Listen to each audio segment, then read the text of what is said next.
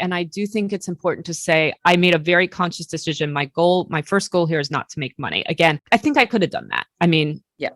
we built a wedding photography business. I think I could have built a food photography business. I don't know, right? Coulda, shoulda, woulda. I never have done it. So I can't say I could have, but I think I would know how to maybe start trying. And yes, I made a conscious decision not to. And I understand and recognize and affirm that that is a privilege. And I don't hold that out as some sort of like moral superiority that I did things that way. That was just a choice that my husband and I made together, just like we make all of our choices for our family. Yes.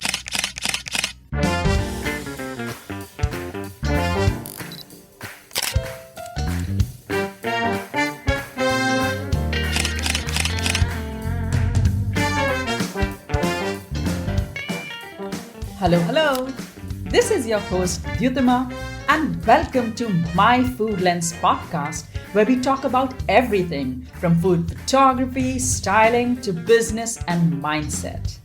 After 15 years as an architect, I switched careers and I'm now a professional food stylist and food photographer based in Singapore. I'm also the founder of the business My Food Lens, where we help clients elevate their brand through drool-worthy photos. My motto is, put your best food forward. Well, here on this podcast, I promise to keep it raw and real and hope you find your answers, action, and inspiration as we move through the episodes. Today, my guest is very special. She is a fantastic food photographer, but she's also I would say a food podcaster. I don't know if that's the correct way to say it, but she's also a podcaster. And what is amazing is that she has this phenomenal way of storytelling through her photos and also through her podcast. So she tells food stories through her podcast, but she also goes and creates those stories in her photos. So to me, she's really a master storyteller. But what totally draws me to her is that in spite of being such a skillful photographer, in spite of being so tremendously talented, she does not pursue food photography as a business. That is not how she makes money. In fact, she uses food photography to leverage her podcast. Now, that is very interesting. I don't know about you, but I find that a very, very creative and a unique way to bring together two passions and two skills to support each other, right?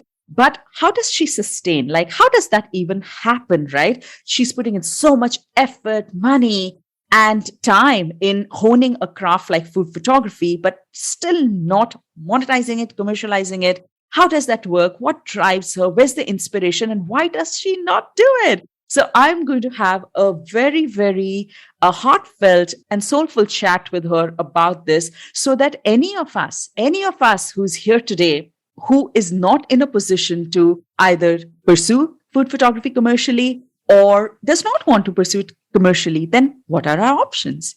What are the avenues? How can we really think about food photography in a whole different way?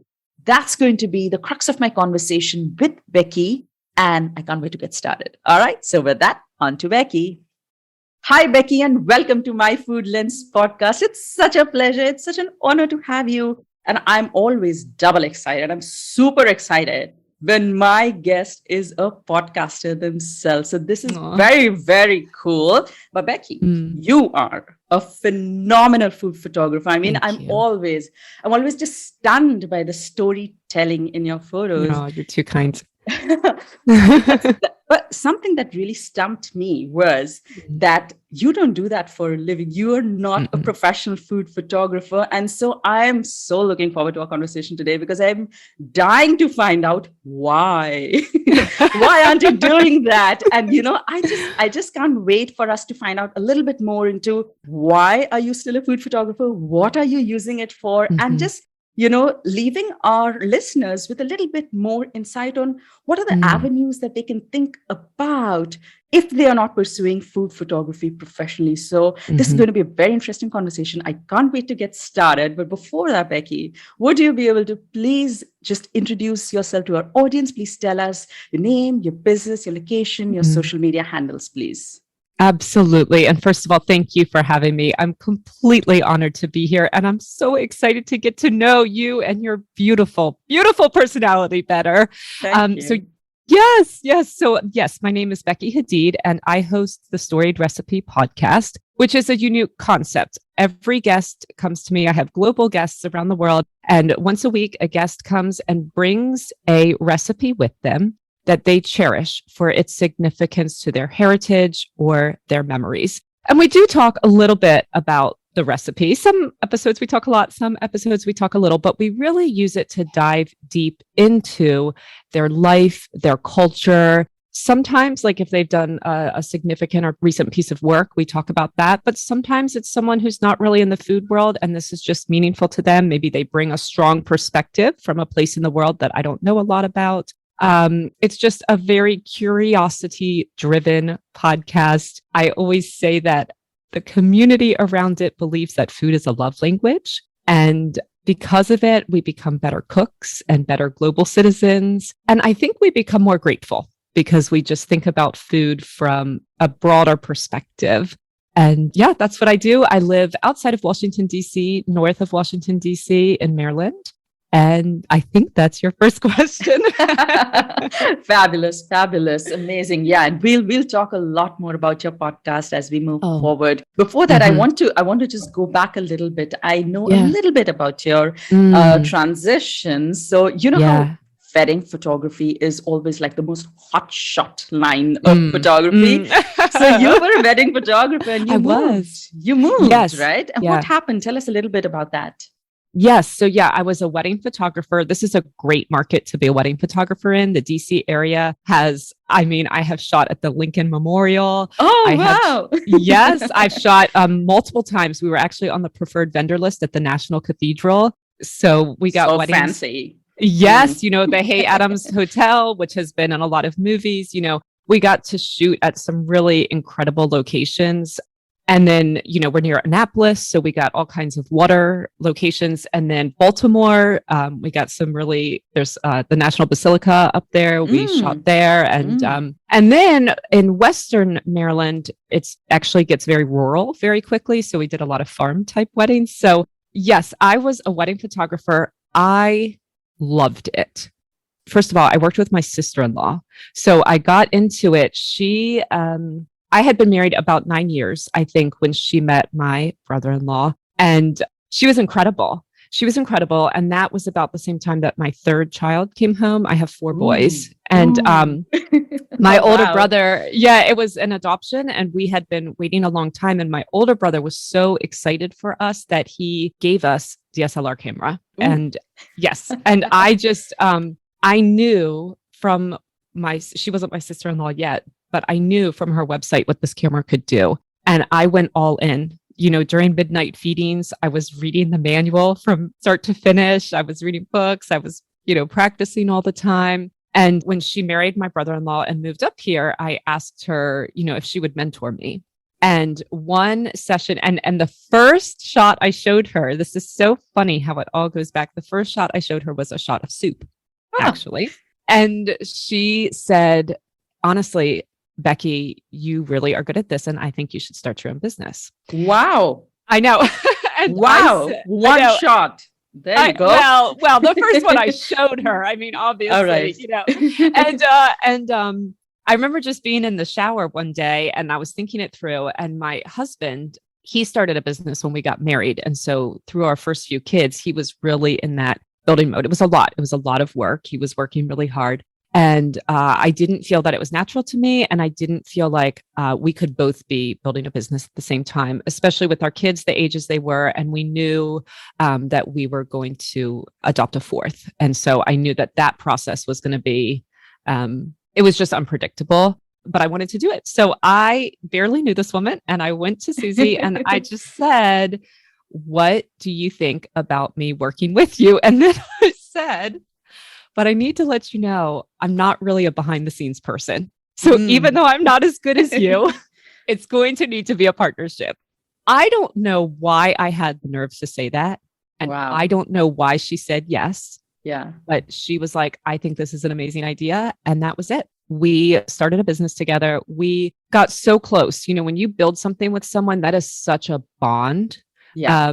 It's a different bond than, going out to the movies or going to get a cup of coffee together. There's a special bond there when you build something with someone. And it was a wonderful time working with her. And so that was the number one thing that I loved, I think, about my time. It was like 9 years as a wedding photographer. I loved like the endless improvement to your craft when you are a wedding photographer. Is to be a good wedding photographer, you need to do the details part of the day. You need to be able to pose people well. You need to be able to very quickly choose light in a lot of, uncontrollable situations. You need to essentially be able to do street photography well. You need to be amazing with your off-camera flash for dark reception halls. So you're just constantly improving your photography. And so creatively, that was incredibly fulfilling. And you're doing it with a lot of boundaries around you. You know what I mean? Like there's only so much you can control in any given situation. And there's a real art in and of itself to figuring out what can you control and what can't you. So when do you step in and say, we're going to change this here for this getting ready shot. It's going to be a magical shot if you're facing this way. If you keep going this way, it's not. Where do you draw the line? You're never going to stop a ceremony and say, change this, change that. So so then I think that was the final thing is relationally, it is so, there's so much adrenaline on a wedding day, which I loved, but relationally, you are managing a lot of expectations from a lot of people that are not always in agreement on one of the most critical and memorable days of a person's life. True. And I loved that relational challenge. And you get close to people. You really do. A lot, like some of my closest followers are former brides or even grooms. Oh, wow. How special. Yes. Or even, I was just messaging, I shared like a long thing last week from a sister of a groom. She was a bridesmaid in a wedding I photographed. And so I loved everything about wedding photography. I really did. And for that phase in my life, it was so great for my family and for my marriage, because like I said, my husband was he owns a software company. So he was building that and he was very, very busy. And I was with my young kids and it gave me enough during the day, like you're following the processes or you're trying to build a new process. And then on the weekends, I mean, when you are at a wedding day, first of all, it's a very long day. We would generally travel for it. There is not one brain cell in your head that can be devoted to anything besides that moment. You are managing the situation. Like you are literally giving your all in every second of a wedding day. And we took pride in that. We took pride that your dancing photos at the end of the day were going to be as good as your pose photo in golden hour in front of the setting sun. Like we took pride in that we were going to give you the best photo we could at every second of the day, thousands of them, Yeah. And meanwhile, my husband was at home full on with the kids. Sunday, he would take a lot of responsibility, like if I was recovering. And it was just good because we would live a little bit of each other's life. Like I understood a little bit of the feelings as you're trying to build something. I understood dealing with difficult people. You know what I mean? And he was full on with the kids. Like there was we parent very differently. And it was like, there's no questioning from me because I'm not there. You do you. And if they fall off a cliff, you know what? Tell me about it the next day, And so it was such a great thing. I think it brought a lot of balance to our lives at that time, which I really enjoyed. But the idea of really only working on weekends becomes, as your kids get older, and so I was with them less during the week, those weekend times became more precious. And I just knew in my own mind that when my oldest started high school, I wanted to be available on the weekends. I knew that a lot of those weekend activities were going to pick up. And I don't know, I just had in my own mind that was what I was going to do. And so that's what we did. And I think I'll tell you, it was a real blessing. Like we couldn't have planned it any better because I shot my last wedding October 27th, 2019, which means COVID started the next spring. Right. Just when our wedding season would have been picking up again. And that was my oldest freshman year. It was his first year in high school. And all of my wedding vendor friends just now are wrapping up all of the weddings that got pushed back from COVID. And they were these insane seasons because they were shooting the old weddings and the new weddings. It was very challenging for them financially. And so my sister-in-law just look at each other so often. We still get together every Tuesday morning for coffee. We're still very close. And we have looked at each other so many times and said, thank God, like that was just God, because it was something that I felt compelled to do. It was very difficult for us to do because we loved working together. It was almost like a grieving process for us to like stop that, you know? Yeah. But I just think, and now my oldest is going into his senior year, and I've had these weekends with him, and COVID was a whole different situation, not just with him, with all 4 of my kids. And so, that's why I stopped. I just thought this is like not right for this season of my life anymore. And the soup photo was right there, inspiring you, telling you, come on, pick up that camera again. Right? Right. Well, so with that, starting something is always the hardest thing. Like, how do you get those first few clients? And if this was a wedding photography podcast, I would tell you how. But I will say the first few months or maybe even year or two, you're just trying to fill out content. And so on the blog, I love to cook. I love to shoot food. I would just share food content. And I actually got a call from King Arthur Flour asking me, would you submit a lookbook for this project we're working on? Wow. And I did. And of course, I never heard back. But that was so early in my wedding photography career. And I think it always played in my head of, oh, this is like a real thing that I could always do. And then as we tapered off, so, wedding, especially here in the DC area, it's a very high-end market. Weddings are planned so far in advance. We made the decision to stop long before that last wedding was shot. And so I just started shooting food because I enjoyed it. Yeah. And then I was putting it on Instagram, different time at the moment. And I discovered this really, truly amazing community. I think the best community on Instagram is the food and food photography. I love it. I really do. So yeah, it was just kind of a natural, I guess I never really stopped. I love taking photos. And so as I was taking less of the other, I started taking more of the food photos. And mostly it was for your blog. You just wanted to keep that creativity going. Well, keeping a passion for photography. Initially, yeah. And then when I started the second time, it wasn't really for a blog. It was, I think I didn't really know why. I had a couple different ideas and they didn't really pan out. And then this one was the idea. So basically it was 2020.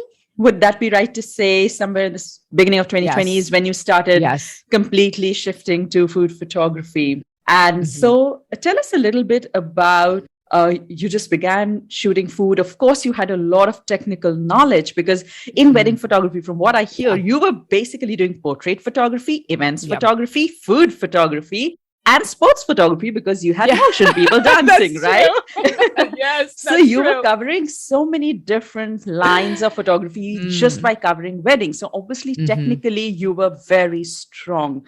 But then food comes with its own different set of how do you capture food. It's not dancing, but it could, So so tell us a little bit about what was your mindset? You were pursuing food photography. You were doing that on a daily basis. What was working for you? What was not working for you? And why did you decide not to do that or not to pursue it commercially? Yes. So really what worked for me, and this is the way that I learned most of my photography, is like I said, I think so much of what I do in my life is driven by curiosity. I am just a naturally curious person. I think that's one of my defining personality characteristics. And it's as simple as, and this was the same when I started wedding photography. You even heard it really about my sister-in-law. I looked and I said, that's better than what I can do. Why is it better? And I think in my mind, I've just established this way of asking myself, what's better about that photo? What do I like about that photo that I've never done? And then the next time I shoot, I try to do it. And it's not that I'm copying the photo at all. It's that one of my favorite photos, it's actually a self-portrait, and it's the first photo on the homepage of my website. I remember seeing a photo from, do you know Muriel Banakis? Oh gosh, I can't pronounce her last name at the moment. She's a vegan food photographer in Canada.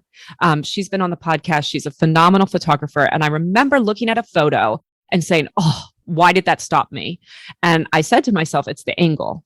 It's the angle of the photo. Yeah. And then I remember I took this photo, I shared it, and she went crazy for it. And I said to her, I said, you know, what's funny is I was inspired by, and I went back to the other photo. Well, the two looked nothing alike. I was astonished how little they looked alike because I had her so strongly in my mind when I took the shot. But I'll choose one thing. I'll say, I've never shot from that angle before. That's what's making me stop and look at this photo, you know, and so I think for me, the shift to food photography was it was a natural thing to photograph. And I love to photograph. I'm kind of addicted to it. But I think how I got better, it really was that. It was just seeing what people were doing, taking any photo that I saw. I have a huge inspiration board and just saying, why is that photo better? And then trying to mimic that at some point in my next shoot. And you just slowly build up your technique. I will also say that food photography is almost identical lighting wise to a very specific part of the wedding day, which is, at least here in the US, as you get into higher end weddings, shooting the details. So the invitation suite, the ring, the jewelry, maybe a sash, the shoes, corsages, things like that. There's a real art to doing that. Yeah. And that type of photography transfers very well to food photography if you're kind of just taking a photo of the dish. Right. And then, you know, action actually does translate pretty well to portrait photography, understanding the way that light works on people and faces and motion and things like that. So yeah, those two things transferred well. So yeah, I started and Instagram was a different place and I was chugging along and I was euphoric. I was just enjoying it. You were putting out your work on social media as a food photographer. Oh yeah. And then, you know, I started to get a lot of brands reaching out and the free stuff in the mail. Will you do this for exchange and all of that? And it seemed like it seemed like such a natural transition. The only problem was I could not get excited about it. I just couldn't get excited about it. So interesting. And I thought, you know, my sister-in-law, it was an amazing businesswoman, and she taught me about systemizing, and she taught me about processes, and she taught me about pitching, and who knows if I would have been successful or not. But I do know I would know how to go about starting this. And I couldn't get excited. And I think that there was such a personal aspect to the wedding photography that I felt would be missing. I think I intuitively felt like it would be missing, even though I wasn't able to name it at the time. And then I think that this is all intuitive and subconscious, right? This is looking back. Yeah. I think that when I looked at the photos that I loved, there was this sense of nostalgia and action and storytelling in them that was so, it went very deep into me, and it conjured up something that I also feel when I cook on a slow afternoon. This is not every afternoon. I have 4 kids and you know, those hours are busy, busy, busy hours. But when I am cooking and cutting potatoes and this afternoon light is coming in, and I feel, I know this sounds so silly, but I feel connected to generations and generations and generations of people. I feel connected to God. I feel connected to this nature he gave me. Yeah. And to just take photos for brands, it didn't feel like big enough. Yeah. Yeah. If that makes sense. Yes. And I know this sounds really silly, but that's how I felt. And I was in a position that I didn't need to make money for my family. And I think I was also in a position where, because my sister-in-law and I worked together and we were 2 very different people creatively, that confined both of us because we needed to have one brand, right? Like it wasn't like Mm-hmm. I could shoot one way and she could shoot another, and I could edit one way and she could edit another. We needed to have one consistent brand that people knew this was Susie and Becky Photography. So I think I also felt this really strong urge to experiment a lot and in a way that was just very connected to people. So Yeah. my initial thought was I was still thinking business, business, business, business. And so my initial thought was maybe what I can do is, food is so important to people and to families. And there are people who do go into families' homes and document Mm-hmm. them making a recipe, and then they make Mm-hmm. an album for them. And that is like the one-to-one correlation with wedding photography, right? Like everything I loved about wedding Yes. photography, I could Yes. do with that, you know? And so Mm-hmm. I thought that's what I'm going to do. Yeah. And it's a little bit of harder ground to break than food photography because there's a little bit more of a standard process there, right? But that's what I'm going to do. And I was listening to a podcast about marketing because I thought this is really difficult ground to break. Yeah. And they said, choose 2 socials that you would be good at and Mm-hmm. forget all the rest. Hmm. And they started naming, these are, the things you could do. And one of them was Instagram. That was a Right. given for me because Yep. things were going very well there. And then they were naming. And then they said, podcast. And I thought, I think I'd be good at that. Oh, wow. I think I'd be good at that because my personality again is like, my husband laughs. Every time I go to the park, I meet a stranger and they say, I've never told anyone else this before. I can't believe I'm telling you this story. And so I just thought, well, I would be good at that. And so in my mind, it was still, I was going to use it as a way to advertise for customers for this idea that I had. I just want to say that I think that you pursued your joy for photography in the purest way, in the truest way that somebody could, you did not want to dilute its sanctity.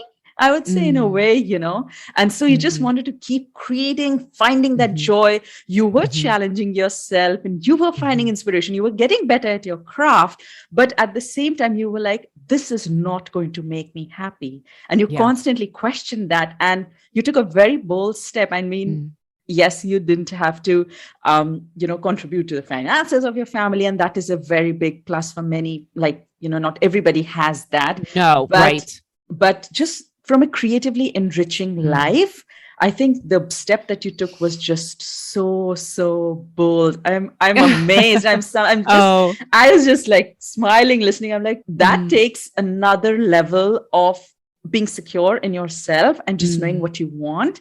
But at the same time, you are constantly looking for something, which is why you went and you were looking, which is how the podcast. So I want to come now. I want to come to the podcast. And so tell us that, you were in food photography and you were looking at all these opportunities, and the podcast really stuck something in you. But why was it food? Why wasn't it wedding photography? Where did that touch your heart? And, what were the strings that were strumming when that idea came to you? So tell us a little bit about the podcast and then your thought and why it was food for you and not wedding photography.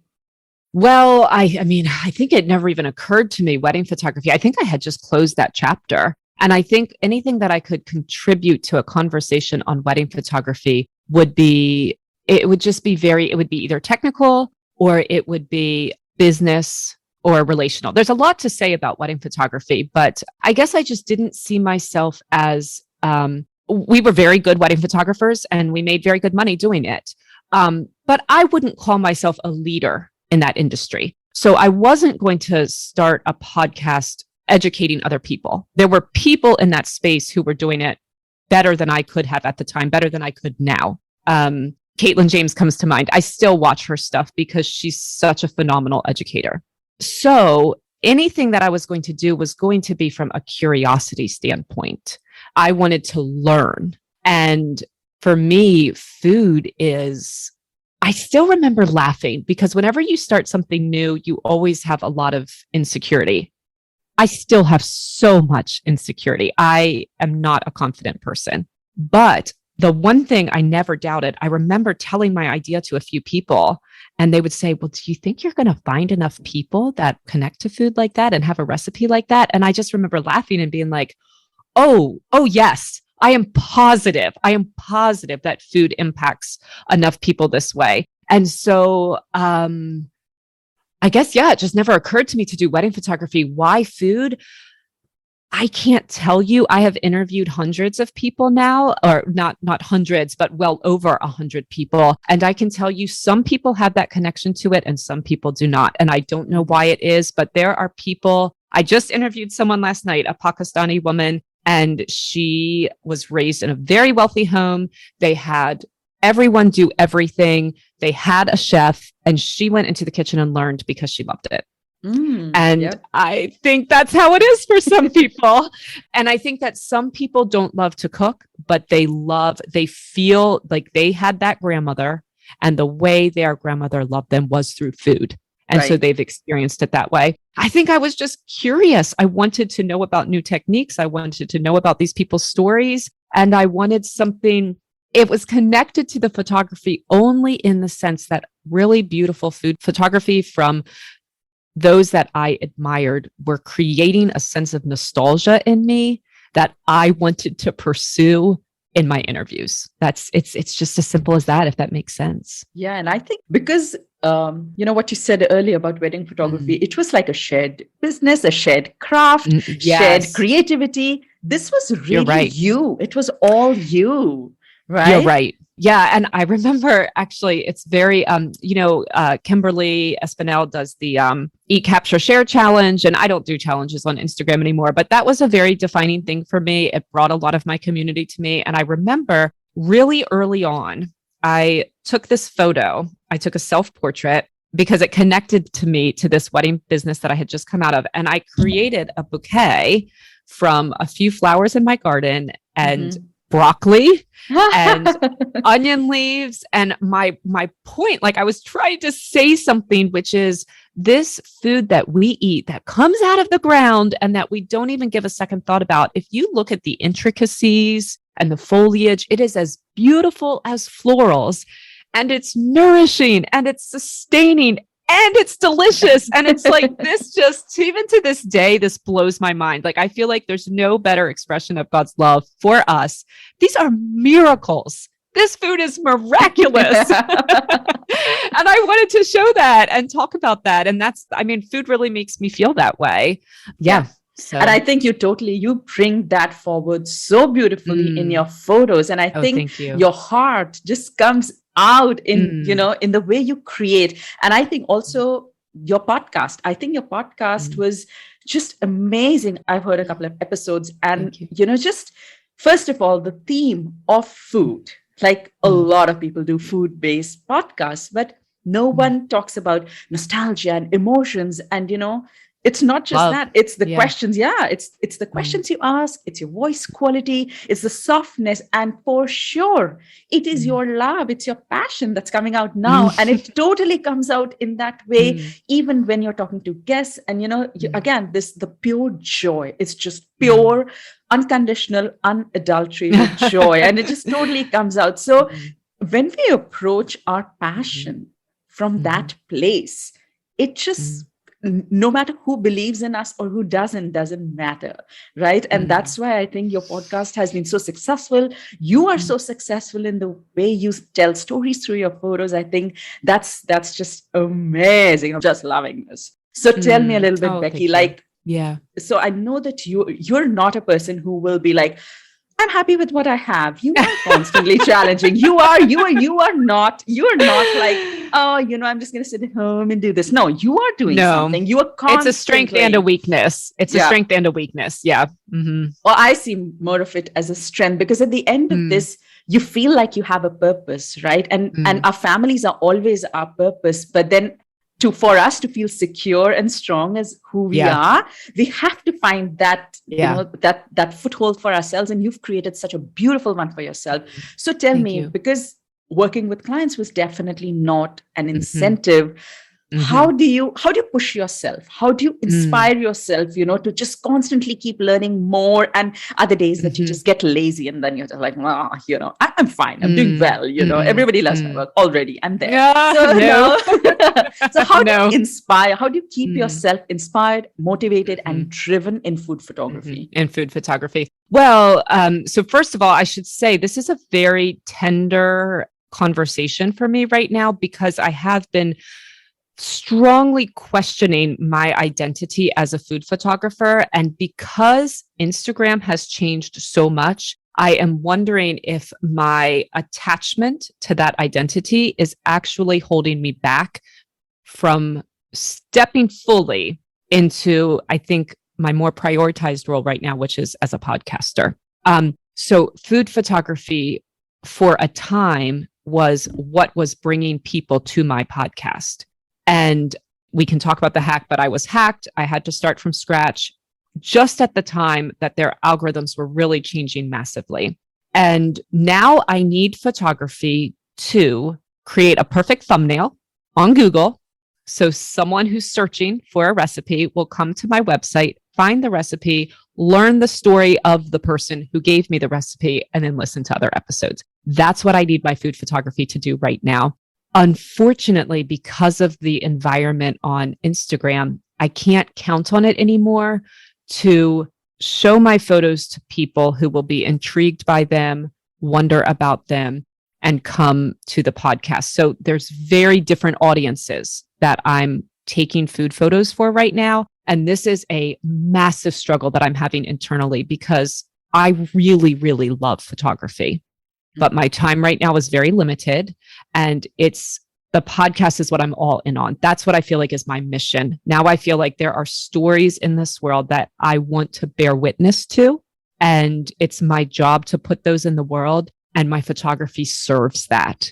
And the type of photos I was taking, I don't know that they serve it anymore. So this is a very tender thing for me. But to answer your question specifically, where do I get my inspiration from? I get it from my guests. I get it from my guests and from their recipes. So I, especially earlier, before I started to question this, there was like a lot of symbolism and stuff in my photos because my guests will share a lot about the colors or maybe the botanicals that are important to them, the seasons that they ate this in, which would impact, of course, the color palette. Even a lot of times people will talk about what their, one of my favorite photos ever. Someone talked about their mother wore cool colors, but she loved sunflowers. And I just did this like contrasting of blue and gold. That was just, it's still, one of my favorite photos. And so, and it all came because I was inspired by her mother and she wanted to, I wanted to celebrate her mother the way she wanted to celebrate her mother. So for me, that's very easy. And then it comes from, there's so many ingredients that I get to work with that I've never heard of, I've never seen before. And so I like to play with those ingredients and to show them off beautifully. And then I think I'm also motivated by a very contrarian streak in me, which is that I absolutely loathe the fact that Instagram is so tiresomely predictable. The photos that's going to do well on Instagram is so predictable. The type of food that if you scroll through your Explorer, it shows a high level of technical skill, but it's the same thing. I don't want to say the same, but it is predictable. The ingredients and the types of food that are going to be successful there's something contrarian in me that I was like, I want to, you're going to come on my podcast and you gave me a fish dish and I want to make that fish dish as gorgeous as that cake covered with fruit and flowers that's going to be on the Explore feed. And that challenge is very inspiring to me. But like I said, I'm really questioning now. And I've actually, to be honest, I've put very strict time limits on myself. And I've told myself, you cannot shoot any longer than 2 hours start to finish, making the dish and everything anymore. Wow. Because that's a challenge too. Like I love boundaries. Boundaries challenge me, but also because if I'm going to do what I want to do as a podcaster, it's so sad, but the photography does not serve me. And the same type of photography does not serve me. And I feel like I did with wedding photography, our bedrock principle was as much as we wanted a shot, our responsibility was to our clients. They were paying us a lot of money. And in the same way now, I have a right to grow and to be creative and all of that, but I feel that my responsibility is to my guests and to the stories that they're sharing that we're bearing witness to. And I think it's my responsibility to grow the podcast. And I have to make the choices that serve that best. So I'm really, I have to be honest with you, I'm really struggling with that right now. And I think you see my style changing a little bit. And there's a real sadness to, I think, what's happening to my photography and the way that that relates to how much Instagram has changed, because that was such a big market for me and it's just not anymore. And I've really shifted to SEO and just pitching news sources and publications and things like that to grow the podcast. Wow. At this point, I just want to let everybody know that you're not pursuing food photography commercially, but neither are you pursuing podcasting commercially. Am I right to say that, Becky? Well, let's see. Are you monetizing your podcast right now? I am. Oh, you are? Okay. Yes, okay. Yes, I'm seeking sponsors right now, and I've made very good inroads. And this is a process that I'm slowly working through. But yes, I am seeking to monetize the podcast. I don't have a strong timeline for which to do that, but that is something that I decided. There's more to the backstory here, but that's something that I decided this year. This is a goal I'm really going to commit to, is monetizing this, because it's the next challenge. And it's also, I think there's a reality to it that I don't need to explain to everybody. Right. And there's no compliment like a check, right? Like at some point you need the affirmation of being monetized and you need that accountability to keep going. And you're putting in so much work for it. You're putting that out. And if there is something that's coming in return, we all do that. Whether it's photography or creativity, writing, artists, everybody, musicians, everybody does it. So, I mean, this is just part of life. And so, it's time. It's time. And I'm working on it. I've put processes in place. I've been very diligent and I've had a lot of really, really good feedback. Frankly, advertisers are new to thinking about podcasting. And so I had a really great response the other day where someone was like, I'd actually like to bring you into a conversation with our team about even pivoting to podcasting. We hadn't considered it. So it's a little bit of, I think, tougher ground maybe at the moment, but I'm working on it and I'm enjoying that challenge. And I'm not ashamed to say that there's a lot of shame, I think, when we talk about money. So I want to not be embarrassed to say, no, I'm not. Well, I make some small money various ways, but I'm not really making money right now. But I'm also not embarrassed to say, I've started on that. But I think, I think my point with that was that the foundation of doing this is your passion and your love for food, right? So, and monetization has come about, it is only natural for you to monetize something that is doing so well that you feel like, okay, this can be, something. But other than that, is, you did not start there. That's not how you started. So that is very important. No, it's not. And I do think it's important to say I made a very conscious decision. My first goal here is not to make money. Again, I think I could have done that. I mean, we built a wedding photography business. I think I could have built a food photography business. I don't know, right? Coulda, shoulda, woulda. I never have done it. So I can't say I could have, but I think I would know how to maybe start trying. And yes, I made a conscious decision not to. And I understand and recognize and affirm that that is a privilege. And I don't hold that out as some sort of like moral superiority that I did things that way. That was just a choice that my husband and I made together, just like we make all of our choices for our family. Yes. Thank you. Thank you for saying that, Becky. I think a lot of folks might want to hear that is definitely not everybody has that choice. No. But when you do, then, you're blessed. So, so tell me a little bit, let's talk about social media. I know that, oh my God, I call it the dark times. Social media has gone through something that was unforeseen. Like, so Instagram was so creatively, satisfying. It was something that gave us all joy and it sucked away every little ounce of pleasure that we had just looking and feeling inspired. So I'm totally with you on that. But tell me a little bit, like, did you start your journey with social media as an important part of it and then it just dwindled? Or where does social media really lie in your creative journey more from that point of view? Where does it lie? Where does it lie? So you're asking like, how did that, Like, is it important to you? Is it right now? critical? Yeah. And I think you kind of answer that and you're like, you're just pivoting, right? But you did Well, you start. have to. And I think, I mean, like I said, there's real sadness. This is what I wish Instagram would understand is that this is not like a trait. Oh, I want some vanity numbers and you're not giving me those vanity numbers. This is that Instagram has, and they have the right to do this, by the way. This is their product. Yeah. We are not customers. We do not pay for this. So I want to emphasize Instagram has the right to do whatever they want. Okay. Yeah. But in terms of the impact, and if they want to understand what's happening and what will probably happen to their platform, what I feel like I would want them to understand is that they truly did come in with these algorithms and destroy a community, because there was a community of people on there that, and listen, the wedding photography community was not like this, but they supported each other. They inspired each other. They cheered for each other. The vast majority of my podcast guests I met on Instagram. And I just, like I told you earlier, I wanted to know more. And so I reached out to find out more about this person. And then I got to enjoy a lovely long chat with them and this whole process of releasing an episode with them. And the problem is, it's honestly not about the numbers. They don't show me my friends' work anymore. They don't show my friends my work anymore. So even like Instagram's a cycle. I'm in a totally dry, low thing. Well, 3 weeks ago, I was in a super duper high and I gained, 2,000 followers in 2 weeks or something like that. Listen, that's going to come back. Any of us, we're going to go through these cycles, right? And Instagram happens to like, I think, throwing these cycles out. I think they're like crack dealers. They throw them out when you're, no, I'm serious. It's very well, I think, planned.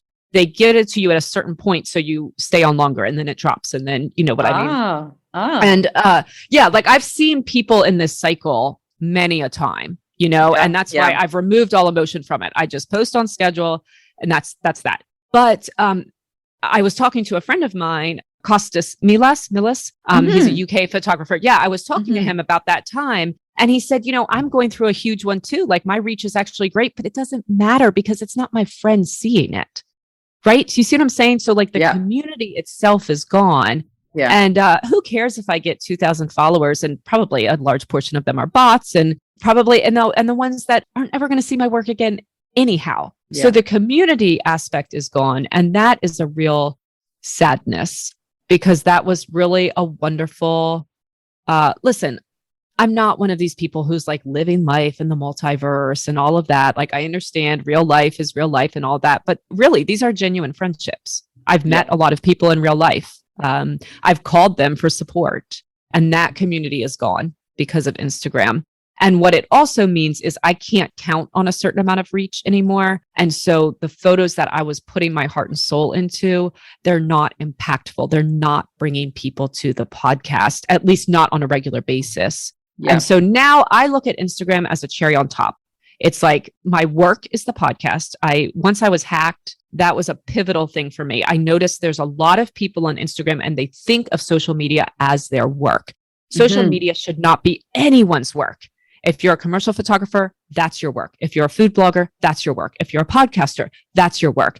Social media is not your work. Social media serve your work. Yeah. Right. Yeah. And right. And so now I just have to question, if it's not serving my work, what do I need to do? Like you have to really get that straight in your mind. Yeah.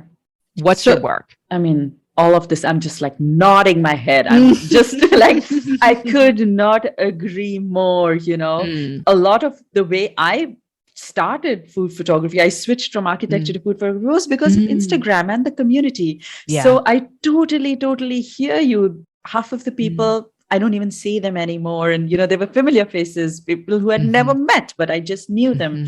So tell me a little bit about your emphasis on community. And do you think that it ever inspired you in your creative journey? It ever got you out of a black hole? And what was the importance of community for you on social media? I think if we keep our heart there, keep our focus there, it might soothe the pain a little bit. Yes. Well, I think that yes to all of those things.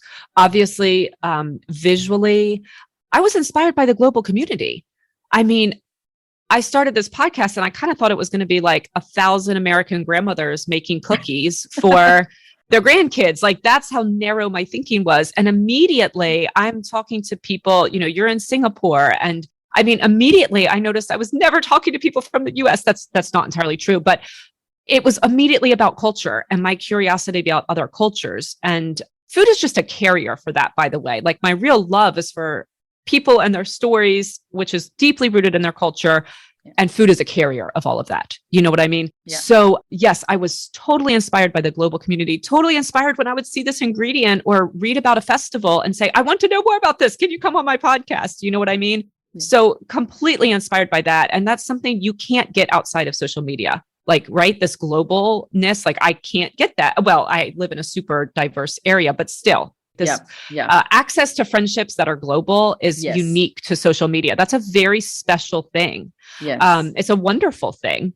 So I was inspired by that, obviously by the photography, inspired by, and then I used to be, as you can tell, I'm a very like heart on my sleeve kind of person. And I used to, when I was down, write captions about being down. If I had learned a lesson, I would write a caption about learning a lesson. And then it would start these huge conversations. I mean, I might only have 100 likes, but I'd have 100 comments also. You know what I mean? Yes. And so all of that community completely drove me. It completely drove me. And I am, like I said, this is a very tender thing for me right now. Do you concede to that loss or do you fight for what's left? It's a very difficult question that I'm struggling with deeply right now. Yeah, I'm with you. For me, social media was always a place of joy. I'm a commercial food photographer. So for me, I have another world there, but this was just where I came back to talk to passionate people and, again, share ideas and thoughts and just chat with somebody like they're sitting next to you. And yeah, it's a bit lost. It's so sad, but I want to stay positive and I want to keep our episode positive. And I love it. I mean, we really can't do much about it. Like you said, Instagram is going to do whatever the heck they want. And we are just we'll just see and how we deal with it. Only time will tell. But for now, Becky, I'm just so amazed. And like my heart is full just hearing your story of passion. I love people who work from a place of passion, who are driven by passion and, love for anything. And for you, it was food, stories, culture, all of that. So it's just wonderful, wonderful. And I want to leave the episode with that positivity. Yes. So before we end, I have one more question for you. Yes. And that is for anyone who is not looking to make money, who is blessed or who cannot turn into a professional food photographer, what would be your advice to them to stay inspired and work from a place of passion? Well, I do think that there has to be something that drives them, right? Like there has to be a goal. And if it's not to get the next client, then it does need to be I think we need to be careful about our goals. We can't necessarily predict outcomes, but we can always predict actions, right? So for instance, I have a goal right now to pitch the podcast every day. And so I think that people need to have a goal because we all go through ups and downs and you can't let the downs just make you stop. So whether your goal is to find a new family recipe every week and shoot it, or your goal is to every other week post a recipe on your blog, or your goal is to reach out to 5, listen, like there's a contract for everyone. That's something that I've learned, in business as a wedding photographer, whether it's to reach out to 5 brands that you think are a stretch to you a month. And, I think everyone needs to have a goal and it can't be to get a picture to post on social media. It can't be. That can't be your goal. You need to have another goal. And if there is no other goal, then it may be that it's not enough of a passion for you, Yeah. So that would be my suggestion. That is so Becky. Like that's exactly the impression I've had of you, like through our entire conversation. You could have answered that question. You need goals. You need to challenge yourself. You need to work towards something, but that incentive does not have to be money. It doesn't have to be clients. It doesn't have to be that. It has to be something that fills your soul. I Yeah, love I it. I think love so. it. Oh, I think so. fantastic. Becky, this was Yeah. amazing. This is Thank such a you. unique conversation. And I think Mm, that uniqueness and you stand out so much because of, mm, how you think. And that's why your mm, podcast is so unique. And, mm. that's why you're touching so many hearts. I love Thank you. it. Thank you. Thank you. You're so, so kind. And I am so excited to have you on and learn your story. Oh, I can't wait. I don't think my Mm, stories are as interesting as yours, but well, Becky, it was such a pleasure having you. my It was a pleasure. terrific, terrific conversation. And I think you brought back the joy and the passion that a I lot of hope us might so. have found missing on social Mm, media, but just you mm, brought our attention I back hope to so. why we do what we do. So, Becky, before you go, would you be able to please once again share your Mm, Instagram handle, your wonderful blog, and yes. your podcast with our audience? Yes. Everything is just the Storied Recipe podcast. You can find it in any player on Instagram. It's the Storied Recipe podcast, I think. And you can Google it and you'll find my website. Yeah. So I would love to connect with anyone who's listening. It would absolutely be my honor. Again, this is just driven by people and their stories. And I'm very curious. I want to know more. Thank you so much, Becky. Such a pleasure Thank having you. you. It was really my pleasure. Thank you so much. So, what do you think? Did you like the conversation?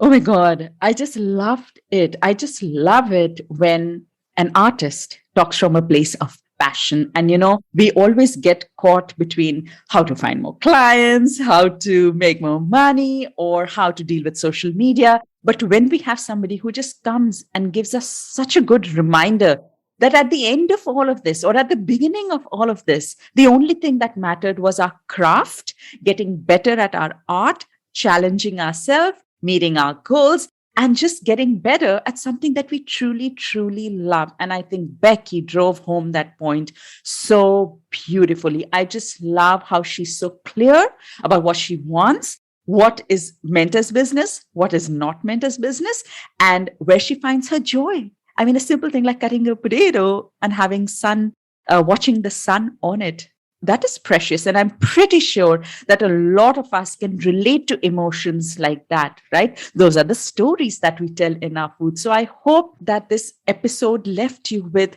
a different way to think about food photography. She leverages her food photography for her podcast.